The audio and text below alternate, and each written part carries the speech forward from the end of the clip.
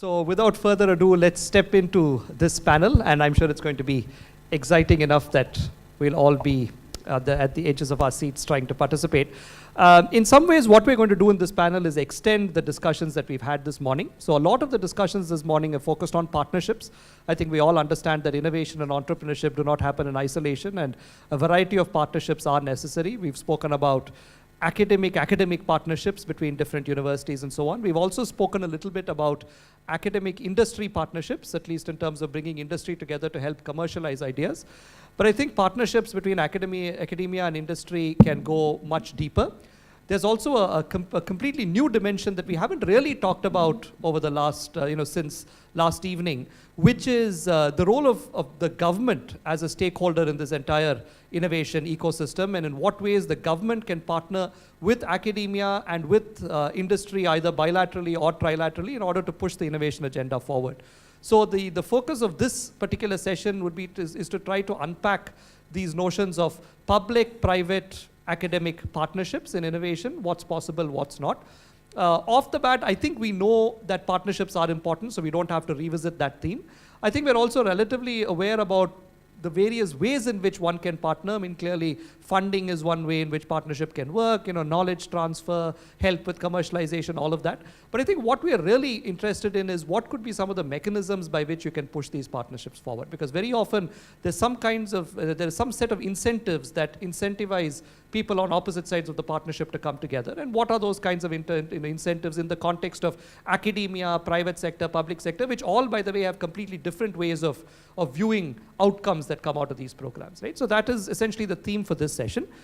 Quickly introduce our panelists. We have Dr. Subramanian, who is an alumnus of IIT Madras, but also heads the R&D activities of a firm called Powergear and does a lot of very innovative academically oriented research in industry. We have Naveen Jha, who is the CEO of the Deshpande Foundation in Hubli.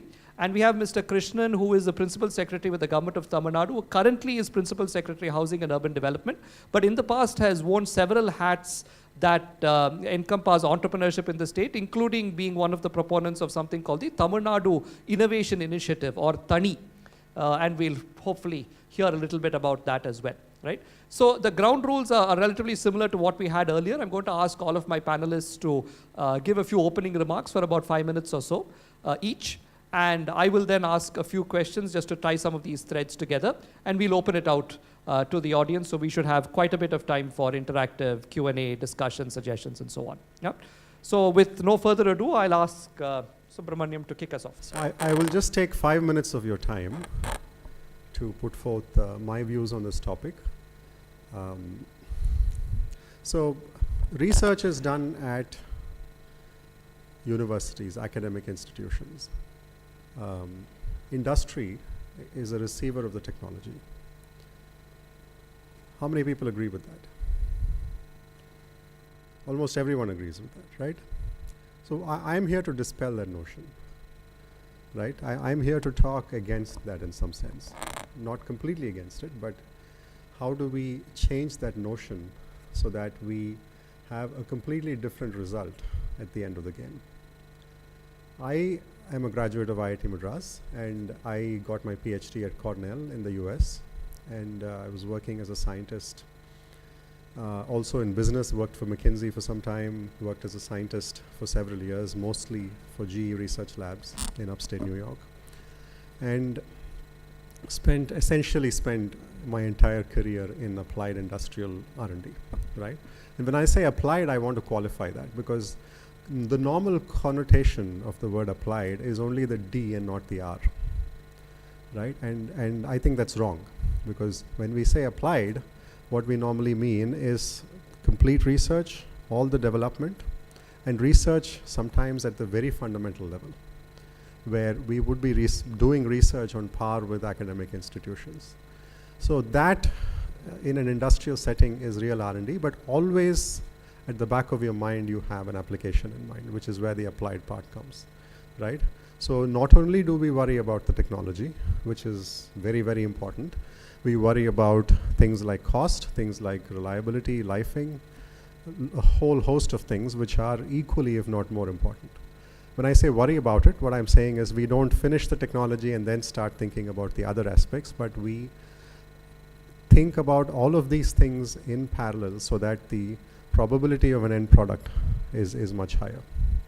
Right. So with that mindset, I came back to India about 8 years ago with a specific noble intention. I'm not saying it's a non-commercial intention, it's very commercial, but specific noble intention of showcasing to the world that outsourcing to India can happen at the level of R&D, right? A lot of outsourcing happens to India, from within India and also from other places around the world. And we have been climbing up the value chain. We started with data entry, graduated to various kinds of IT and value-added services, engineering services, and so on. But the folks who were outsourcing often kept the innovation to themselves. We hardly did core innovation, core research, right? When I say research, it's not only theoretical. I'm talking about the complete gamut, where you start with a concept and go all the way to a prototype or a product, right? So that is something I wanted to personally destroy. So convince people to actually outsource things at the level of innovation and research. So I joined Powergear, which was a mid-sized company, more of a home for my ambitions. Started a new vertical in the company where we currently offer contract R&D services. We maintain a multidisciplinary team of scientists, full-time people, where we do research for many companies. So I'm not here to market that company, of course, but what I'm trying to do here is to explain that something at this level is possible in India. First few years we grew slow and steady. We wanted to ensure to ourselves that this model works, and it worked. We were able to get the resources. We were able to successfully deliver projects. But I want to end my 5 minutes with a very sad note, which is something that we still don't feel good about, right? Because the original ambition of showing to the world that outsourcing at the level of R&D can happen is slowly maturing. We still have a lot of room to grow, but we have not been successful in doing R&D for many Indian clients. Most of our revenue is in foreign exchange, right? So that is something we personally feel pretty sad about, and we are trying to fight.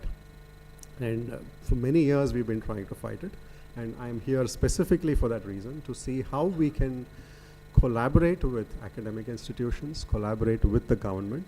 How do we write, for example, joint proposals with faculty, where faculty get exposed to how industry does R&D. Industry gets exposed to the deep knowledge, the capability, the enthusiasm of the students, and the facility that's available in many of these institutions like IIT. And that collaboration, when I say collaboration, again, it's not the conventional view that industry receives the R&D. So we are trying to break that. We're trying to say industry has to be on par with academic R&D from day one of research, right? Or even before day one. In other words, we would jointly sell the project, jointly find an end customer, who could be government or who could be another third industry, and jointly figure out what the requirements are, get the pull from the end customer so that the requirements are very clear, then form a proposal together, work on the research together, and then thereby we would dramatically increase the probability of success of the project, probability of commercialization of the project, which is, I think, what everyone wants today, right? Thank you. Thanks, Subramanian, for your opening remarks. Naveen, I hand it over to you. You're welcome to speak from there, or if you can use the podium if you like. Thank you, Ashwin. There's a public, there's a private, and I'm in the middle of both of them to start the conversation. So as Ashwin was saying, it's kind of a no-brainer why and what partnership. We need a partnership, would like to do partnership. More important discussion is a how part, how we do it.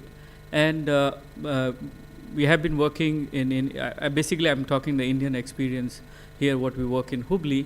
We have been kind of championing or driving the innovation and entrepreneurship for our 1.2 billion people. We have 1.3 billion people, so more in that segment, and how we can drive the innovation entrepreneurship with them or for them in both the cases. And there has become a kind of interesting that decode the how part of it. And we found that several times entrepreneurs, of course, resource play a huge role. They have always resource constraint to play around with the deep innovation if they have to bring at that table, either in agriculture or education technology or health related stuff or environment or name it, any sector we can have it. So how we can more collaborate and partnership, and different stakeholder can bring their own strength. And in the beginning, it's of course, if any sector we name it, the numbers are in millions, in billions, and it's every innovation has the ability to scale it. So we kind of, and some of the example I can take it in our experience from the sandbox. Like for example, initially we supported Akshay Patra, is a midday meal program, and they have one of the biggest kitchen in Hubli. How the food can be cooked, supply to the whole Dharwad district where we are working, to the whole all 4,000 to 5,000 schools every day. So how you build the innovation, how it can be part of the bigger equation supported by the government or any private philanthropy, how it can be part of, so the scale can be facilitated in that process. So we see that private energy can be spent in innovating lot of things, and when whatever standard we set it, when it reaches to one proof of concept where they're matching some of the kind of milestone and the criteria where it's become, it looks obvious that it is working, and so how it can be further scaled with the other stakeholder. And the several time we try to fit these kind of thing in an existing scheme or gamut with the different processes. There we see a lot of challenges in the process. So how innovation benchmark, a lot of social innovation particularly I'm talking, how we can have those benchmarking, etc. defined, and then it can be a part of the bigger government processes or private philanthropy, etc. can be used it. So those are the experiment we have done it, and usually if you see it, typically anything to prove it, it always take a longer time, like a 2 year, 3 year to experiment, and by that, in the process, how we can kind of work together with different stakeholder to kind of keep patient, because you know if we go too tight, there's always chance that entrepreneur leave the innovation in between, and how we can have those flexibility adopted from very beginning. So a lot of these innovations can be tried out. We can have a 1-2 fluke result in those processes, but typically we have seen that if you are driving for very kind of innovative product, need a lot of stakeholder resource investment in the process, and when it's get done, then you need a entrepreneurial kind of people who can make it, organize it, and take to the next level of scaling up business. So how we understand this value chain of innovating the different products and services, and then kind of have a mechanism which can help to scale it up. And the best part, we found that industries always will have less resources and limited kind of bandwidth to do it. And we found that academia, especially the higher education institute, have a wonderful opportunity in terms of intellectual capital, in terms of infrastructure, in terms of bandwidth, can really play a very critical role in kind of trying out a lot of experimentation. Because if you see that in the driving the innovation kind of processes, like the chances if we are trying 10 things, maybe 2 or 3 things may look little bit is working, 8 may not make sense long term. So how we can have a more temperament in the resource institutions, and these kind of process facilities can be developed, where a lot of experimentation, a lot of these things can be facilitated, and then whatever makes sense, it can be further through various collaboration and partnership, it can be scaled up to the next level. So we see the huge role, especially in the earlier part of it, a lot of private partnership, and the later part more government initiative. And we are also conscious that if we do other way around, look totally different. Like, because if the moment we try to partner with the government, etc., it's very restricted processes, and they need a lot of processes and proof already done. Then it can be embraced.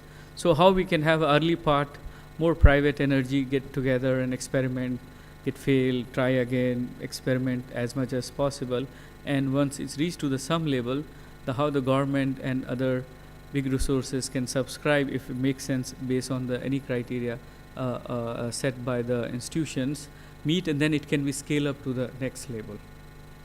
These are some of the points. Thank you. I mean, thanks for those suggestions. Mr. Krishnan, again, you're welcome to come over or speak from.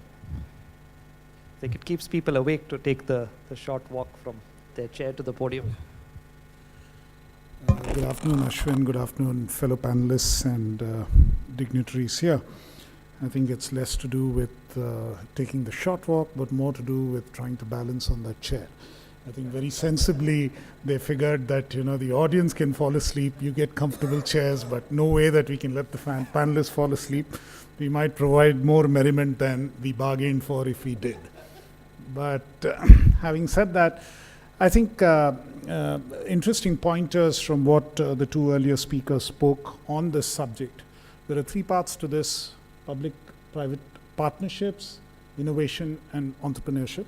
So let me try and very quickly speak about each bit of it and some thoughts on what we have tried and where some of the issues arise.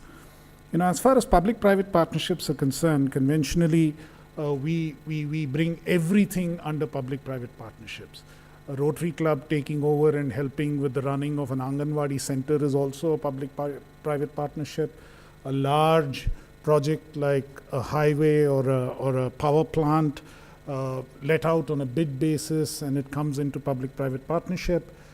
Any other method in which we interact with either a private institution or an academic institution in some senses also comes within this rubric of public-private partnerships.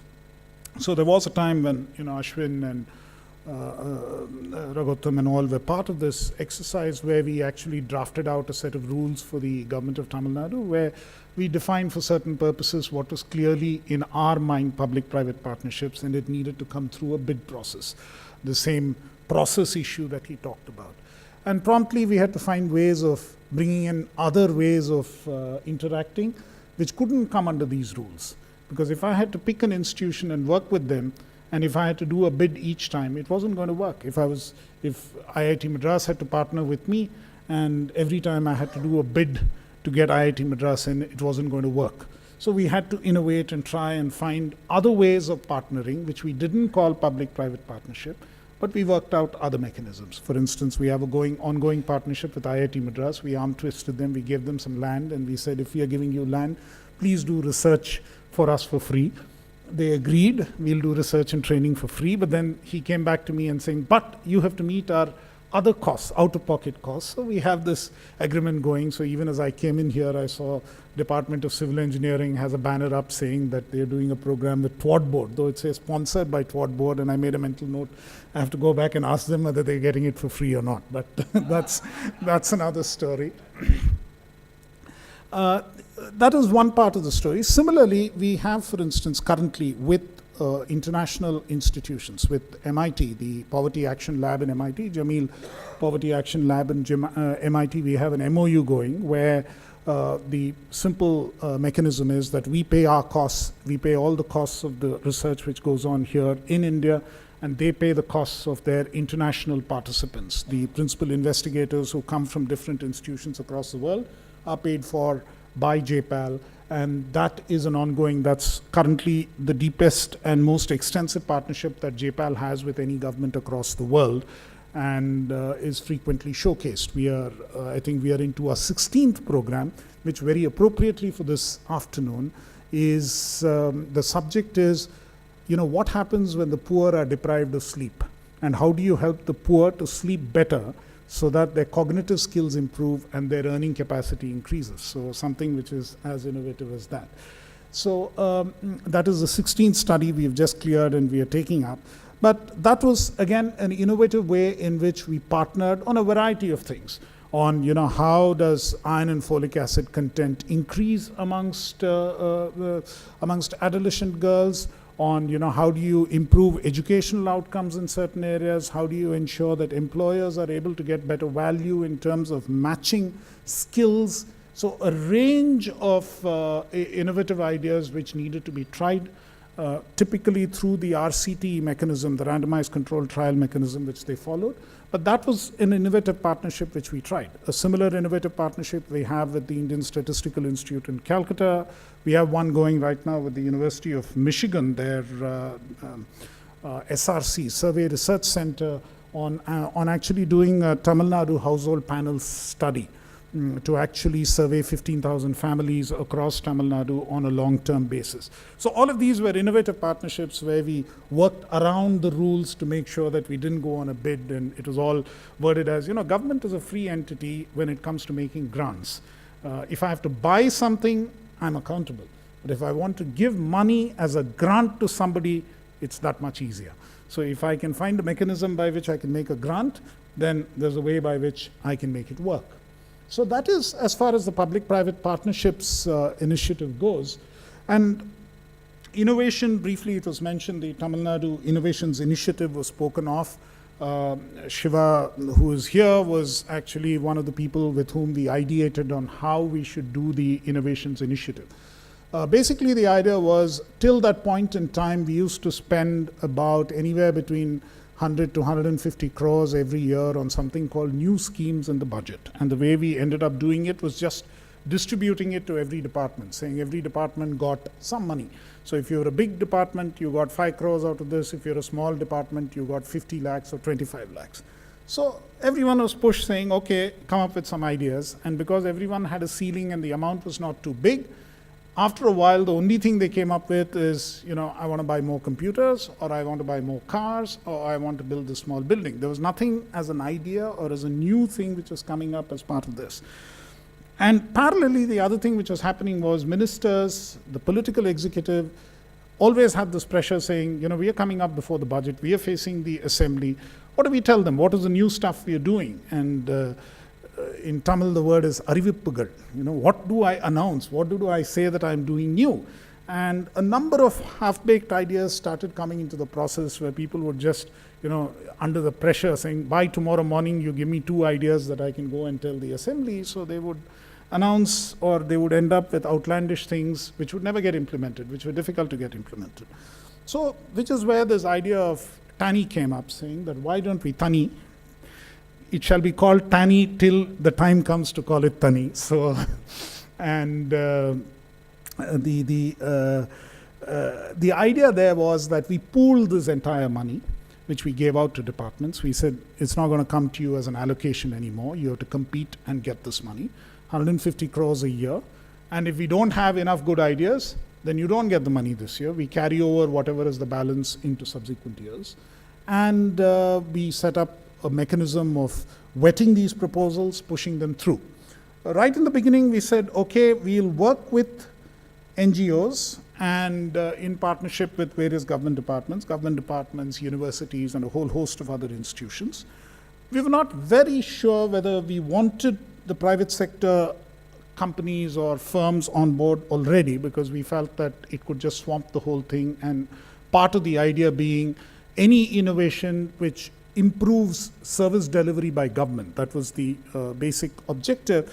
So that shouldn't get overridden by a number of private companies who might have huge requirements and huge budgets, and there were others like the Department of Science and Technology, Department of Biotechnology, and others who could fund it.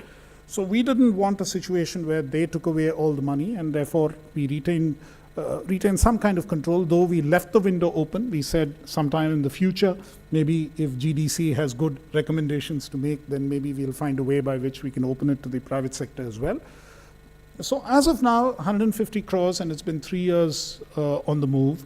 We've had some very interesting projects which have come in and which have gotten clearance and approval. Even this morning's paper, the Hindu, reported on one of the projects that we cleared, a design center for the Tamil Nadu Handicrafts Corporation. I don't know if any of you read that report in this morning's paper. We gave about 2.5 crores for a design, for a virtual reality design center for the Pumbuhar Corporation, Tamil Nadu Handicrafts. But a number of similar initiatives have been funded. Occasionally you will read about these unmanned aerial vehicles doing this surveys of various kinds, or being engaged for police security arrangements at different events and so on. So those have been funded to the Anna University, your competitor across the road from IIT. Anna University has been funded for those kind of programs. So there have been a range of things that we have funded from this, and we have been fairly strict about what we have picked up and what we've dropped out. So we must have, on the whole, received about almost 1,000 proposals, of which only totally about 200 proposals have cleared so far. And some of them, like I told you, are interesting, and probably we can I can speak in greater detail about it later on. But this is basically the way it has worked. And what it has done is it's made it competitive. People are suddenly sitting up and taking notice. People who never got an idea before, or they would get funding for an idea before, are getting it. There's a very small unit in the Tamil Nadu Electricity Board, TANGEDCO, which does research, similar to electrical research, which you're talking about. And I think, given the fiscal financial situation of TANGEDCO, they would have never got funding for anything out of TANGEDCO. So one fine morning, those people came up with a couple of good ideas, saying that, we'll find a new way of a new kind of transformer oil which can be used in the transformers, which will save electricity, which will be by the factor of so much. We funded that 2 years ago, and I'm happy to report that it went fairly well in terms of the kind of savings that they intended to achieve, and it would have otherwise never got funded. So these were the kind of ideas that we did on the innovation side within government. Like I mentioned, we are still open to do it outside of government as well. And the last bit is on entrepreneurship. I think governments have started recognizing the importance of entrepreneurship, and primarily because that's what makes jobs. That's what generates jobs, and government's primary concern then becomes, how many jobs are we able to create? But I think one error that many people are making, we are making to some extent even in Tamil Nadu, but certainly even at the national level, which is that you're linking entrepreneurship with skill development. And sometimes, the volume of what you need to do in skill development is so much more that you may lose the focus that you need to preserve on entrepreneurship. You need to work much more closely on that. So to that extent, I would think that entrepreneurship and skill development, both very important and significant, but need to be kept apart from each other so that there's adequate focus on the way that the two are dealt with. We're trying to look at a couple of ideas there. One idea has always been that even if you pick up 1%, a state like Tamil Nadu, about 2 lakh engineering seats, 1.5 lakh engineering seats filled in a year, if I'm able to say that 1% of the engineers who pass out every year will actually become entrepreneurs. There's so much emphasis on training them for placement, for training them for getting a job somewhere. We have IAS coaching centers in most of these places and so on, which, I have my own views on that, but let me not get into that. But why not promote at least 1% of the students to get into an entrepreneurship line so that they are able to then generate more jobs? Similarly, sometimes the idea does come up saying, why can't we set up a venture capital fund or an angel investment fund of our own in government? I think that, again, is fraught with risk. I think, this kind of investment, we need to recognize that there will be losses, there will be, bad decisions, but we are not designed to make good or bad decisions of this nature. The ideal way would be to actually, in a hands-off manner, give that money to a separate agency which does it on a professional basis and makes an overall return without having actually to get into a judgment of, do you pick A or do you pick B? That is something which needs to be done completely professionally, which is why we set up a biotechnology fund a year ago or so, and that's being given to another new institution which is innovative and the first such institution set up in any state government in the country, which is the Tamil Nadu Infrastructure Fund Management Company. Now that's an asset management company we have, which will manage alternate investment funds, which the government sets up, including venture capital funds, because venture capital funds also under SEBI guidelines are a kind of alternate investment fund. So that's the last kind of innovation that I would like to speak about today in government, and I think I covered those 3 bits and didn't exceed my 5 minutes by too much. Thank you. Thank you. Thank you very much. We've got about half an hour for discussion. I'm going to ask one question. In fact, it's the same question, and have all of them respond. But before I do that, for those of you who are wondering at this Tanai versus Tani, just wanted to clarify that for those of you who are not native Tamil speakers, the word Tani in Tamil essentially stands for alone, which is a little bit contrarian to this whole notion of innovation being collective, and therefore on the one hand might be a bit problematic, but in the context of a particularly popular film star who has just entered politics, it might actually make a lot of sense. So we can talk about that during the tea break if you like. But my question to all the panelists, actually it's a similar question, and I alluded to this in my opening remarks, is one of the big challenges of public-private academic partnerships is that incentives vary widely. The public sector is of course focused on public good, private industry is focused on profitability, and academia is often focused on innovation and not necessarily on impact in terms of looking at research and so on. And of course, there is a common ground, which is why we're all here, otherwise we wouldn't be.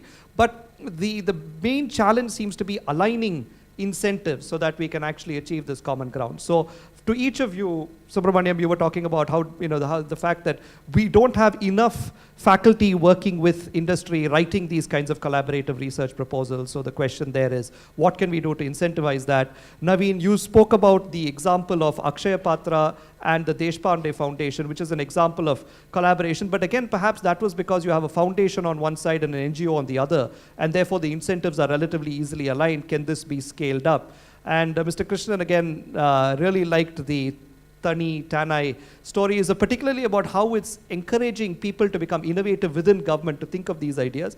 But again, this seems to be more project-based funding rather than funding that can actually lead to commercial development that can sort of scale. So again, how do we align incentives in each of these sort of spheres to take the innovation agenda to the next level? So maybe each of you can give your thoughts and then we'll open it up. It's a very interesting question, something that we have pondered a lot. And we have come to a very simple conclusion, being that just make it a level playing field, right? If the government can pose open challenges and make university and private labs on a level field, then it will automatically happen that the folks who collaborate will have more interesting proposals, which will actually survive a more challenging review at the same time. And naturally, in the process of natural selection, those will come out and win. One interesting comment, because we have to crack joke every 3 minutes. So one of the government proposal was there, and they have a collaboration point, and they have how many MOUs you have? 5 was in a very good category, 3 okay, 2 the form can be rejected. So I'm thinking we have to kind of get out for those kind of collaboration. So basically when we were basically whatever a Hubli model is like sandbox, what we are saying that how we can innovate. Basically we have to understand the whole value chain of when you experiment, innovate, you set up, you try, you reach one level, and then how you organize so better scaling can be facilitated through partnership. Well, in the beginning, you're yourself figuring out what you're doing it.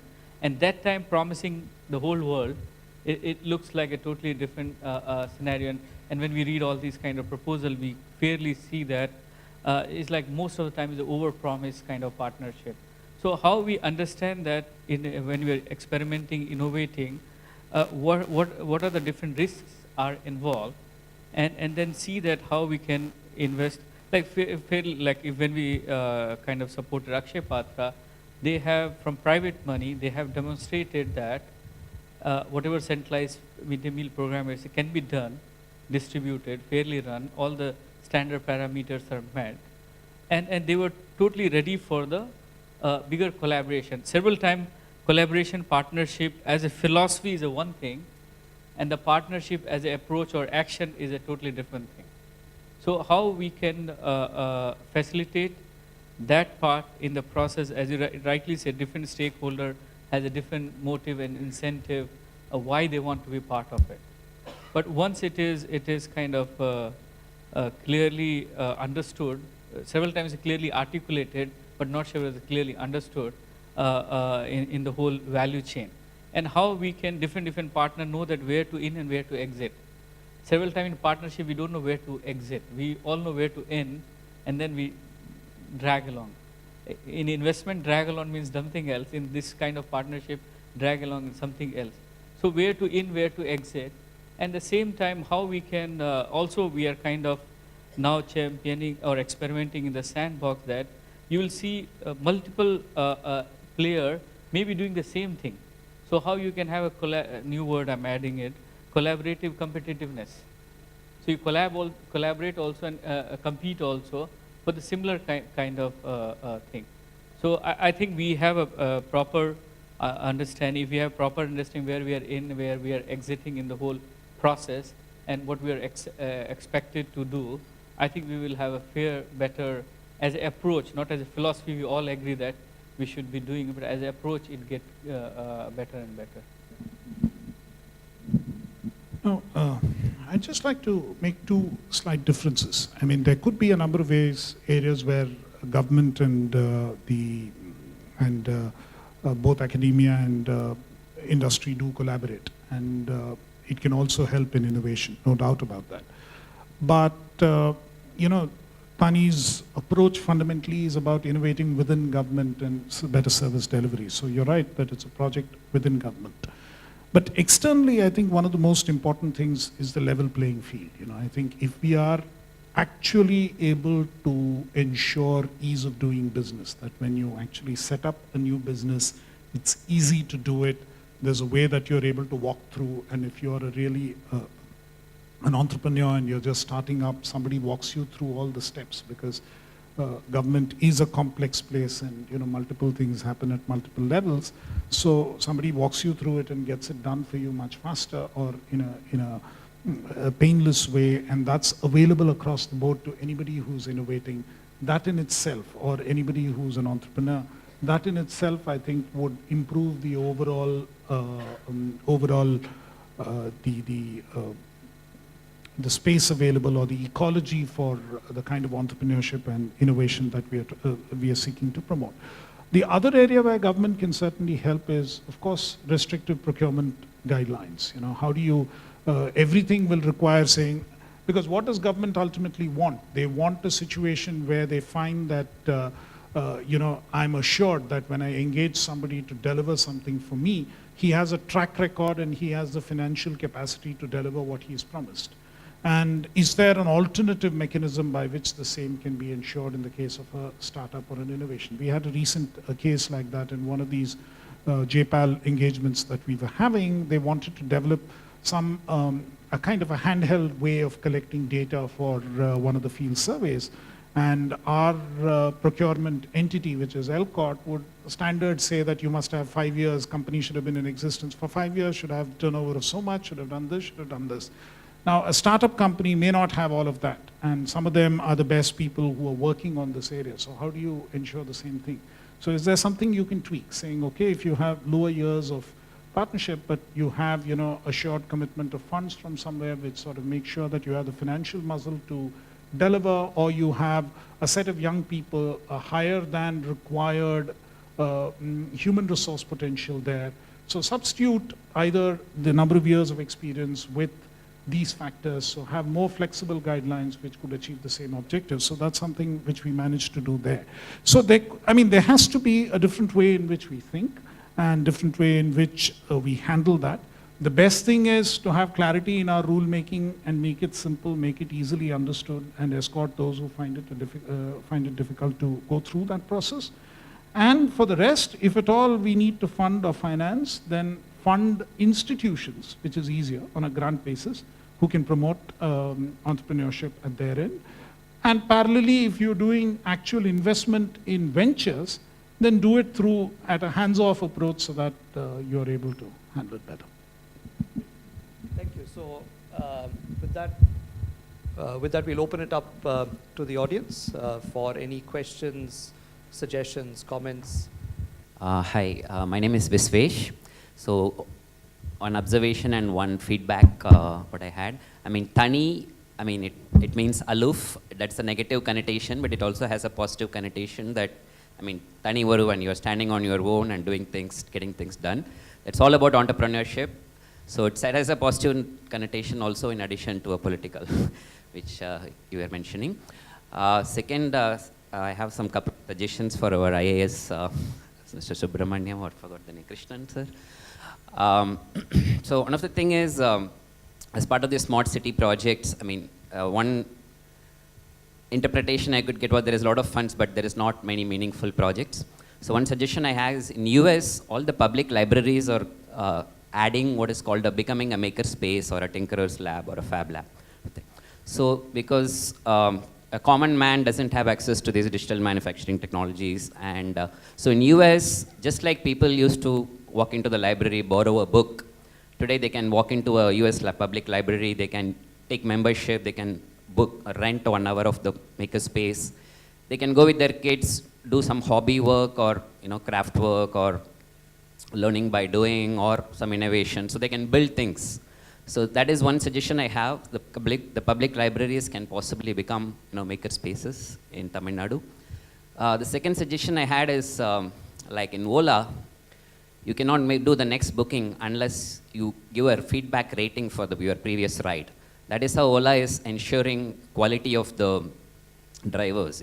That's why I get respect from the driver whom I book, because I have the ability to give feedback at the end of the ride. So I'm saying all the public offices, it can be an RTO office in Thiruvanmiyur or Adyar or any office, any public office. The public who go there should be able to give a feedback, and each public office can have an open public rating. And you can probably even give based on the public rating, even a bonus kind of a thing for that particular office employees. So these two suggestions I had. Thank you. Thanks, Vishesh. I think the second suggestion is more on a public governance sort of subject, which I'm not quite sure is very relevant. But I think the first one, be interesting to hear your thoughts on, does it make sense to have government-sponsored maker spaces for people to come, or even within government, outside government? Any thinking within government on that already? No, you see, I think the two parts to this. One part of it is, this whole notion of common facilitation centers in various industry parks and things is a program that was getting run, saying that a number of common facilities could be placed, because then small industries find it difficult to have that facility on scale. So that is an idea which can, his idea is even more oriented to the public. There's no reason why an idea of that kind can't be taken up. If he can sketch it out and give it to our Director of Public Libraries, I'm sure I can introduce him to the Director of Public Libraries, and they can take a chance in Tani this year and see whether it stands up Tani for, because I mean, there are ideas of this kind which we have funded, and certainly no reason why we can't do it, because it's again very interesting, because libraries are getting used a lot less and people read very differently now. So if they can use that as a public space to come together and do something, certainly a worthwhile idea. Fantastic, thank you. That's why people should come to the GDC Symposium. Projects actually get initiated and get done. I just wanted to add to that. In my years of experience, it is quite amazing and surprising when a problem is posed, how many solutions actually turn up. And I think this is the whole concept of open innovation and all that, right? So to go along with the public libraries and all that, I think if we know there's a lot of opportunity to solve problems, and if there's a forum where problems can be posed, and of course the solution has to be incentivized, it is really amazing how many solutions come up, and even the problem might sound impossible at first, right? I mean, I'll give you a quick example. In my group, there was a customer who came and posed a problem. He said he wanted the opposite of a microwave oven at that level, right? And he said he doesn't have any idea what he's talking about, but he wants the microwave experience where he opens the door, keeps a beverage for 2 minutes, and he wants it chilled in 2 minutes. And come to think about it, it's extremely interesting and it sounds impossible, right? Because even if you put it in the freezer, it takes a couple of hours to really chill your beer or your orange juice, right? Depending on the context. So people could come up with at least 3 different ideas which could make this happen, right? Just as an example to show that something like this can happen. And for example, a problem like Tangentco that you mentioned, right? Where if there's a problem that's posed in a way that we only have so much electricity to give. To build a new power plant takes 5 or 10 years. But how can you live with this amount of supply and still not have power cuts at all, right? It sounds impossible at first, but I'm sure that's the whole science of smart grid, right? I'm sure people will come up with solutions. And again, if it's incentivized, it will actually become a reality. Thanks. Other questions? Comments? Kiran?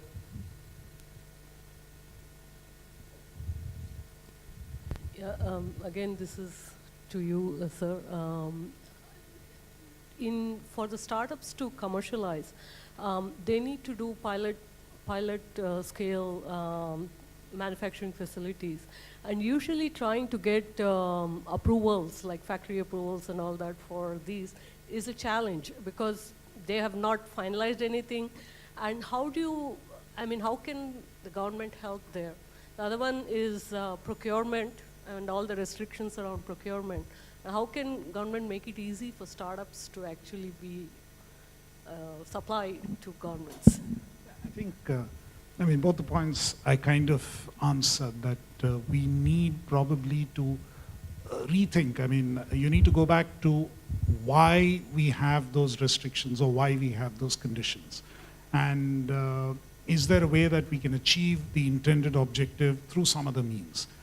For instance, all the experience criteria and financial capability criteria is just a way of making sure that you have a track record of having done good work in the past and you have the capacity to execute the order once you're given the order, because failure would be very expensive. So if there's a way that we can find alternative metrics on which we can measure that same capacity, which is what we tried to do in the recent case, then certainly it can be done. So it needs somebody to think through each of these cases in detail and figure out. The other way in which we do this is to sort of make sure that whenever there is a requirement, and I've come across cases which are completely crazy. Suppose you want work to be done of a value of 10 crores, then you actually insist that the capacity of the guy should be for having done work value of 20 crores. Now that's ridiculous because you're never going to come down. You have to allow scale-ups. So a number of places we actually changed this around, saying if you've got about 50 to 60% of the financial, if you've done work worth about 50 to 60% of what you're required to do now, you'll be considered eligible subject to certain other criteria, which means that you can constantly keep growing and scaling up, which is one way of eliminating an entry barrier. This is just to give you a couple of ideas. Same thing goes for simplification of the rules. You have to then whittle it down and break it down to why you have a particular rule. Often in government, the tragedy is we forget why we brought it about in the first place, and you have to spend a little time getting into why did we do this, and if this is the intention, is there another way by which we can achieve it? So there are cases where we are able to do it, but it requires thoughtful action on a number of these things. It just doesn't happen overnight. Because there are interests, there are balances which have to be struck, balance of interests which have to be struck across different this thing. Others whom we are answerable to, because in the nature of an accountability mechanism, you have to be answerable. You can't have a system where you say, I won't answer to anybody and it's entirely this thing. So we have to sort of justify it, and with thought and with this thing, it can certainly be done. Yeah, sorry. I'm just going to ask a small follow-up question on that, slightly twist that around a little bit, because Hiren's question was more from the perspective of government as a procurer from startups, and therefore what can we do with the rules, etc., which I think you sort of clarified. But if you look at the government as an adopter of innovation, we've also heard the view earlier that in many cases, well, we know governments are are often a little bit risk averse to adopt things that have not necessarily been adopted earlier, primarily because some of the things that you deliver are very critical. And so, for instance, if you take the context of our metro rail, you don't necessarily want to be the first one to adopt something which has no proven experience. But at the same time, given that governments are the largest procurers of most assets, is there sort of a mean in between that one can work towards where governments can adopt innovation on a competitive basis and thereby spur innovative thinking among academia, private sector? Again, I think the answer to that is, finding the right kind of spaces where we can do it. In a very critical project, it may be difficult because, like you say, in the metro rail or something, you don't want to take a risk. There are a number of public safety risks involved and so on. But there could be other areas, we build thousands of buildings every year. So you want to adopt a different technology to do a few buildings on an experimental basis and then scale up, then certainly no reason why it can't be done. So find the right area and find the balance, then again, we have to just find the sweet spot there. Thanks, thank you. A small comment and then... to the original question, I have a small comment. Others have just want to clarify, the procurement was one, the other one is regulation for setting up these pilot facilities and how you manage the regulation around that. Let's sort of, since we're running out of time, I'll let Subramanian have a comment and then we can... This is to your question, madam. I was in the Netherlands about 6 months ago, and we are working with them on a program called the Second Valley of Death, which many of the startup folks may have heard of, right? Where the first valley of death is your technical valley, where if you fail there, then you fall into that and then you can't recover. But most startups, it turns out, actually cross that first valley. I mean, because technically they're actually confident on what they're doing.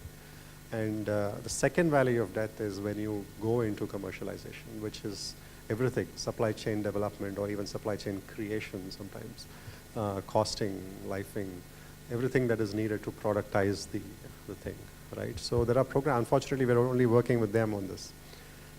Again, funding needs to be available. Someone at the level of the government needs to incentivize and bridge the gap, right? So there's help available if the funding is. Thanks.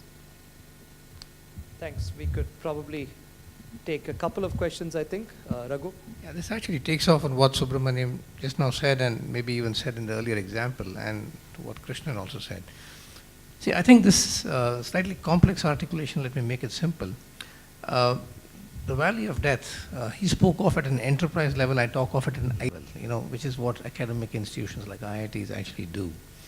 A lot of those today ideas don't find their way to the market because on what's called the technological readiness level, TRL as they're called, TRL 1 to 10, 1 being pure science, basic science, and 10 being, let's say, commercial products. They're at 1 and 2. Funding is available from 6 or 7, TRL 7 or thereabouts, maybe 6 early venture capital may move in. There is a case, and particularly I would say this for Tamil Nadu, where there's a lot of engineering, automobile, these kind of industries, small scale industries. This is really the hub of small scale industry in India. And a lot of, I would say even IT talent in institutions like there's a lot of ecosystem availability. But we would think a lot of innovative ideas in R&D don't get translated to the market because there's a lack of, I would say, prototyping. I don't think prototyping is possible for many people. They don't even try. There's no funding available. You're probably an exception. So I think, is there scope for government, academia, and industry to collaborate? This is not a commercially proven viable venture. This is a public good. If you go to the central government will probably say, I want to do it at a national level, regional level. Then it gets even more difficult. So there is a case for what I'm calling, for want of a better word, a prototyping center. A state like Tamil Nadu is probably the best candidate in India, one of the best candidates in India, to collaborate with technical talent available in, let's say, IIT or RECs or wherever else, if you want a little larger footprint and industry around. What does it need for it to get started? I think, let me answer that in two parts. Partly under something like TANI, we are already doing it. For instance, a very large proportion of our proposals actually come from universities, Anna universities. Tanu was the Animal Husbandry University, where they're setting up a state-of-the-art lab which can again render commercial services for testing of various kinds of vaccines and so on. Agriculture University. And the difficulty we are finding there is every time the question I ask them is, okay, what you're suggesting is ultimately once you've tested and figured out that you can actually do this, some kind of agri-processing, it needs to really be commercialized to scale. So have you found commercial partners or industry partners who can take it to the next level and take it to scale? So some of that, you're right, is not yet very clear as to who takes advantage of this, which commercial partner comes in and takes advantage of a particular development which a university does, what are the mechanisms by which they interact and get it done. Some of those things are not very clear. Some of the ideas may just fail. It may not work at all, so it doesn't come to that stage. So some of it is already happening at some level.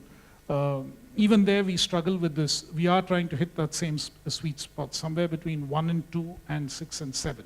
Trying to see whether we can support people at 3, 4, and 5 so that, it takes, it's not pure science research because we are not really interested in a study on something, but we want to see whether it has an application somewhere else. So the UAV example is a good example of the direction in which it needs to head and find a private application eventually or a commercial application. But again, there is scope for an idea similar to what you were saying about a design room or a place where you can actually deliver these ideas. I mean, we've funded in the past tool rooms and so on for various where small industry hubs do not have that facility. So common facilities are funded and created. So there's no reason why that can't be done. And depending on the cost, why we can't set up a project to actually do it, no reason why it can't be done. Great. So on that positive note, the fact that partnerships and collaboration are always possible, provided we get the right kinds of people on both sides and the incentives aligned, I'd like to bring this panel to a close. And I'd like all of us to thank our panelists who've been fantastic at maintaining time and giving us enough time for discussion. We have a break right after, and so I invite all of you to come and interact with the panelists, ask a few questions that you might not have asked earlier. And just to close, I think the GDC is trying to put together an environment that fosters innovation at IIT and around. It will be very interesting to see how we can collaborate with Government of Tamil Nadu to see how the GDC could help government-sponsored innovations as well. I just shot that off the cuff without talking to Raghu, Shiva, or Krishnan, and it's good to see them nodding in agreement. Yeah. So, yeah, thank you very much. Yeah, and while fostering innovation, we also want to foster the reading habit. So we have books for everyone, right? Ashwin for you, The Black Swan by Taleb.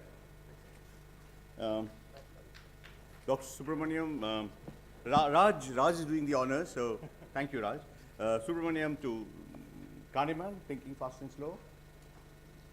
Naveen, lots of debate because, it was ultimately thought Satya Nadella's hit refresh for you. And Krishnan, the start of query, right? So, thank you very much. 3:30 is the normal time in Madras. We have coffee, so we didn't want to deny you of that, of the coffee or the break. So both the coffee and the break coming your way. At 4 o'clock, we come back for the keynote and 1 hour, and we leave. Thank you very much. Coffee.